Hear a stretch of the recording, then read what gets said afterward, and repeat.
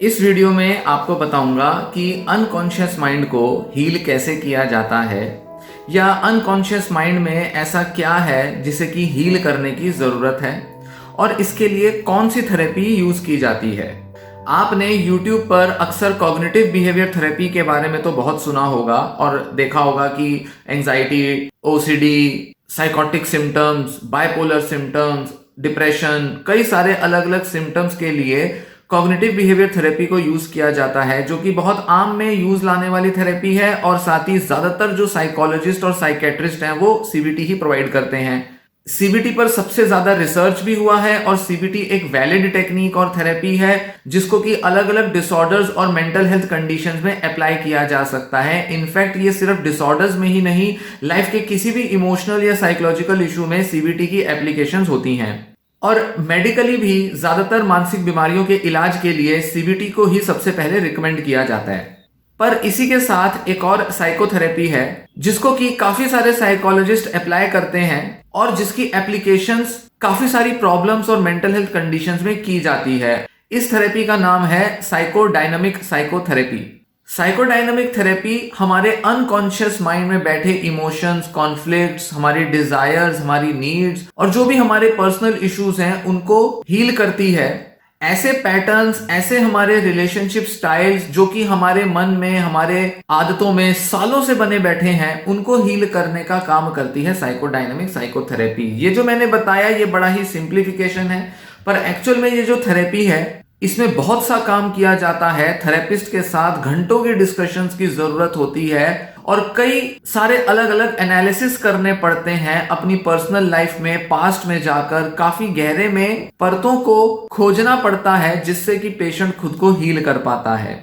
In fact ये एक ऐसी थेरेपी है जो काफी समय ले लेती है, जबकि कॉग्निटिव बिहेवियर थेरेपी को कुछ ही सेशंस मतलब कुछ ही घंटों में पूरा किया जा सकता है, क्योंकि एक सेशन 40 से 60 मिनट तक का हो सकता है और किसी किसी केस में 1.5 घंटे के सेशन हो सकते हैं कॉग्निटिव बिहेवियर थेरेपी के। और ज्यादातर पेशेंट्स को 10-12 सेशंस ही लेने पड़ते हैं। कई सारे पेशेंट्स 20, 25, 30 सेशंस भी लेते हैं। कुछ लोगों की लॉन्ग टर्म सीबीटी भी चल सकती है, पर साइकोडायनामिक साइकोथेरेपी अक्सर कई महीनों तक चलती है और कई घंटों तक इसमें थेरेपिस्ट के साथ अपनी प्रॉब्लम्स को एनालाइज किया जाता है, एक्सप्लोर किया जाता है और उसे नए तरीके से देखा जाता है। इसीलिए ज्यादातर लोग इस थेरेपी को नहीं ले पाते क्योंकि बहुत खर्चा इसमें आ सकता है। बहुत से लोग अपने बारे में इतना डिटेल में कुछ जानने समझने में इंटरेस्टेड भी नहीं होते और इसके लिए काफी फुर्सत भी चाहिए, कई विजिट्स चाहिए डॉक्टर के पास। यही वजह है कि बहुत से लोग भी उत्सुक नहीं होते और बहुत से थेरेपिस्ट भी ये थेरेपी प्रोवाइड नहीं करते। काफी हद तक मेंटल हेल्थ एरिया में भी एक कमर्शलाइजेशन हो चुकी है, मतलब वही चीज दी जाएगी जो कि कस्टमर या तो लेना चाहता है या वो ले सकता है। सीबीटी किसी को भी प्रोवाइड की जा सकती है, पर साइकोडायनामिक थेरेपी कुछ ही लोगों को प्रोवाइड किया जाना जरूरी होता है या कुछ ही लोगों को दी जा सकती है। इसलिए नहीं कि ये कॉस्टली है या इसमें बहुत लंबा समय लगता है, इसलिए क्योंकि कुछ प्रॉब्लम्स को साइकोडायनामिक थेरेपी से ही ठीक किया जा सकता है और कुछ प्रॉब्लम्स को सीबीटी से ही ठीक किया जा सकता है। क्योंकि पिछले करीब 100 सालों में जैसे जैसे थेरेपीज इवॉल्व हुई हैं, वैसे वैज्ञानिकों ने देखा है कि अलग अलग प्रॉब्लम्स के लिए अलग अलग थेरेपीज लेना जरूरी होता है। मोटे तौर पे साइकोडायनामिक थेरेपी रिलेशनशिप इश्यूज को और चाइल्डहुड में बैठे जो कॉन्फ्लिक्ट्स और जो प्रॉब्लम्स रही हैं उनको डील करने के लिए यूज की जाती है। हम सभी लोग बचपन से बहुत सारे नेगेटिव एक्सपीरियंसेस अपने दिमाग, अपने मन मस्तिष्क में बिठाए हुए हैं। बहुत से ऐसे कॉन्फ्लिक्ट्स हमने अपने बचपन से देखे हैं, एक्सपीरियंस किए हैं, जिनको कभी रिजॉल्व ही नहीं कर पाए हैं। किसी के घर में कोई प्रॉब्लम्स होती थी, लड़ाई का माहौल होता था, किसी के घर में माँ बाप की नहीं बनती थी, कलेश होते थे, इमोशनली अब्यूज किया जाता था, स्कूल में या घर के आस पड़ोस में दोस्तों ने तंग किया, परेशान किया, लंबे समय तक इमोशनल फिजिकल अब्यूज चला, किसी का सेक्सुअल अब्यूज हुआ, कई तरह की गलत संगत में पड़ गए, उसकी वजह से मन में बहुत सारे घाव, बहुत सारी शिकायतें बैठ गईं। घर में कोई मानसिक बीमार था, कोई शारीरिक रूप से भी बीमार था, उनके साथ रिलेशनशिप्स अच्छे नहीं थे। तो अक्सर जब हम देखते हैं कि बचपन से जब लोगों ने बहुत सारे कॉन्फ्लिक्ट्स फेस किए होते हैं, परेशानियों को हैंडल किया होता है, जिसका कि डायरेक्ट इंपैक्ट उनके मानसिक स्वास्थ्य पर पड़ता है और जो उनके बुरी रिलेशनशिप से आता है, ऐसे एरियाज को टारगेट किया जाता है साइकोडायनामिक साइकोथेरेपी में, क्योंकि इसमें केवल हम सिम्टम्स को टारगेट नहीं कर रहे, डिप्रेशन एंजाइटी को कैसे दूर करें, ओसीडी के कंपल्जन्स या ऑब्सेशंस को कैसे हटाएं, यहां हमारा फोकस डायरेक्ट इस पर नहीं होता। यहां फोकस होता है कि एक व्यक्ति के पर्सनैलिटी में, उसके इमोशनल स्टेट में ऐसे कौन से फैक्टर्स हैं, ऐसे कौन से डायनामिक्स चल रहे हैं जो कि उसके रिलेशनशिप से आते हैं, और वो रिलेशनशिप्स जो कि उसके घर परिवार या आसपास के माहौल में उसने बना रखी है, और जो डिसफंक्शनल रिलेशनशिप्स हैं, कॉन्फ्लिक्ट से भरी हुई रिलेशनशिप्स हैं। ज्यादातर लोगों ने अपना एक अच्छा बचपन नहीं देखा होता। ज्यादातर लोगों का बचपन काफी परेशानियों, चिंताओं और कॉन्फ्लिक्ट से भरा होता है, और कई सारे मामलों में ये जो कॉन्फ्लिक्ट है ये एक बच्चे के मन मस्तिष्क पर उसके माँ बाप के द्वारा आ रहा होता है। इनफैक्ट साइकोडायनामिक साइकोथेरेपी में पेरेंट्स और चाइल्ड की रिलेशनशिप को ही फोकस करना ज्यादा जरूरी समझा जाता है। चाइल्ड की मतलब यहां बात हो रही है जो पेशेंट हमारे सामने है उसके बचपन में, उसके चाइल्डहुड की बात हो रही है, और अपने बचपन में या युवावस्था तक भी उसके अपने माँ बाप के साथ किस तरह के संबंध है, घर का माहौल किस टाइप का है, घर में अगर भाई बहन है तो इन सबके बीच आपसी संबंध कैसे हैं, या ज्वाइंट फैमिली है तो वहां के डायनामिक्स क्या चले हैं, उसको जब समझा और एक्सप्लोर किया जाता है तब उसमें साइकोडायनामिक थेरेपी यूज होती है। इसीलिए इसका नाम है साइकोडायनामिक थेरेपी। मतलब साइकोलॉजिकल डायनामिक्स क्या चले हैं एक व्यक्ति के पूरे लाइफ स्पैन में, पूरे जीवन में, उनको एक्सप्लोर करना, उनको पता करना और उनकी जागरूकता और जानकारी से खुद को हील करना, यह साइकोडायनामिक साइकोथेरेपी में किया जाता है। इसका जो मेन लक्ष्य होता है वो ये कि एक पेशेंट समझे कि कैसे उसके ये जो बचपन से बैठे जो खराब रिलेशनशिप से आने वाले जो कॉन्फ्लिक्ट है वो कैसे उसके व्यक्तित्व और उसके मेंटल हेल्थ को खराब कर रहे हैं, कैसे उसके जो आज के टाइम में जो बीमारी है, डिप्रेशन, एंजाइटी, ओसीडी, स्किज़ोफ्रेनिया या बायपोलर, कैसे ये सारे सिम्टम्स उसके डेवलप हुए क्योंकि वो एक डिसफंक्शनल रिलेशनशिप का शिकार हो चुका था। तो होता क्या है कि अक्सर लोग खराब हालातों में, खराब रिलेशनशिप्स में जीने की आदत डाल लेते हैं, और हिंदुस्तान में तो ये सदियों से चलता आ रहा है कि हमने डिसफंक्शनल रिलेशनशिप्स को एक नॉर्मल पार्ट समझा है लाइफ का, कि घर परिवार में तनाव तो होते ही हैं, घर घर की बात होती है, हर घर में अपने कलेश होते हैं, अपनी प्रॉब्लम्स होती हैं, इसलिए क्या बड़ी बात हो गई, अगर माँ बाप इस चीज से निकल लिए तो बच्चे भी निकल जाएं। ऐसा एक माइंडसेट बनाकर रखते हैं हम लोग अपने घरों में, और ये हिंदुस्तान में, इनफैक्ट यहाँ आसपास एशिया के ज्यादातर देशों में इसी तरह का माइंडसेट होता है, जहां पर एक कलेक्टिविस्टिक फैमिली स्ट्रक्चर में लोग जीते हैं। कलेक्टिविस्टिक मतलब जहां पर ज्वाइंट फैमिलीज होती हैं, रिश्तेदार,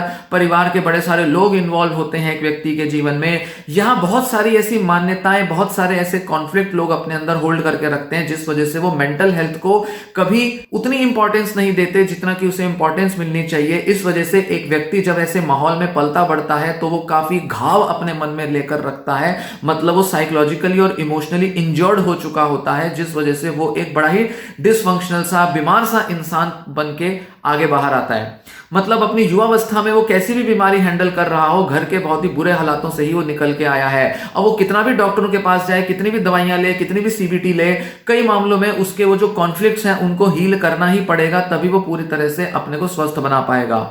अब होता यह है कि घर के बहुत ही बुरे हालातों से लड़ने के लिए या उनसे डील करने के लिए लोग कई तरह के कोपिंग मैकेनिज्म्स लर्न करते हैं, या ये कहें कि जब वो रियलिटी को फेस नहीं करते, डिफिकल्ट इमोशंस को फेस नहीं कर पाते, तो उसमें वो कई तरह के डिफेंस मैकेनिज्म्स बना लेते हैं। इसी तरह के डिफेंस मैकेनिज्म्स को जब एनालाइज किया जाता है, जाना जाता है, तो एक पर्सन खुद को हील कर पाता है साइकोडायनामिक साइकोथेरेपी में। और इस थेरेपी का जो मेन लक्ष्य होता है या मेन जो पूरा प्रोसेस होता है कि इसमें क्या किया जा रहा है, उसमें यही करना होता है कि बचपन के कॉन्फ्लिक्ट्स को समझा जाए, माँ बाप के साथ रिलेशन कैसे थे या घर में रिलेशन कैसे थे उसको एक्सप्लोर करा जाए, फिर उसके अंदर किस तरह के डिफेंस मैकेनिज्म्स बना रखे थे इसको एक्सप्लोर किया जाता है। और जिस भी मानसिकता के साथ एक व्यक्ति पला बड़ा है उसको एक नए तरह से देखा जाता है और एक नए तरह का इंटरप्रिटेशन बनाया जाता है। ये वो इंटरप्रिटेशन होता है जो अब एक थेरेपिस्ट की नजर से या थेरेपी की नजर से बनाया जाता है, ना कि उस नजर से जैसा कि उसके घर वाले या वो व्यक्ति खुद बड़े सालों से होल्ड करते हुए आए हैं।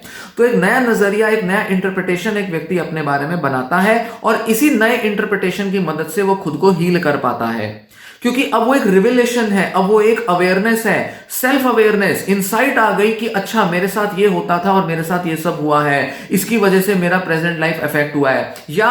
सिर्फ ऐसा नहीं देखना कि पास्ट में क्या हुआ है, आज प्रेजेंट में भी ये चीजें कैसे अफेक्ट कर रही हैं, रिलेशनशिप में कैसे वो डिफेंस मैकेनिज्म से एक व्यक्ति के मानसिक स्वास्थ्य को बिगाड़े हुए हैं, ये सब भी एक्सप्लोर करना होता है। और यहां सिर्फ ये नहीं होता कि हाँ मेरे पापा गुस्से वाले थे, मेरी मम्मी ऐसी थी, मेरे पापा ऐसे थे, नहीं, सिर्फ इतना कहने भर से काम नहीं होता। दो लोगों का आपस का जो रिलेशनशिप डायनामिक्स है और उसमें चलने वाले जो डिफेंस मैकेनिज्म्स हैं और जो भी रिलेशनशिप और इमोशनल स्टाइल्स हैं, उन सब के अंदर एक व्यक्ति जकड़ा होता है। जब जब वो इस जकड़न को महसूस करेगा, जब जब वो इसमें फंसा हुआ पाएगा, तो वो काफी सारे मेंटल सिम्टम्स लाएगा। इन सबको एनालाइज करने का काम किया जाता है साइकोडायनामिक साइकोथेरेपी में। इसका एक पूरा अलग प्रोसेस होता है, एक पूरी अलग टेक्निक होती है। इनफैक्ट अगर आपने सीबीटी के बारे में ही सुना है और साइकोडायनामिज्म के बारे में छोटे मोटे आइडियाज हैं, तो आप कुछ भी नहीं जानते, आपको आइडिया भी नहीं होगा कि साइकोडायनामिक थेरेपी काम कैसे करती है। जब तक इसके बारे में पढ़ोगे नहीं, जब तक इसके बारे में खुद डॉक्टर को कंसल्ट करके जानोगे नहीं, जब तक खुद ये थेरेपी लोगे नहीं,